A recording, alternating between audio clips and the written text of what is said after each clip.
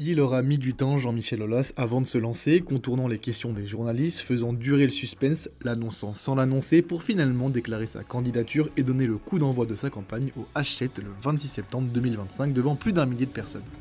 Que c'est bon d'être avec vous ce soir. Quelle force! Soutenu par des personnalités politiques de premier plan comme Laurent Wauquiez, Gabriel Attal, Michel Barnier ou encore Nicolas Sarkozy, il lance son mouvement baptisé Cœur Lyonnais qui se veut sans étiquette, rassemblant de la droite au centre-gauche.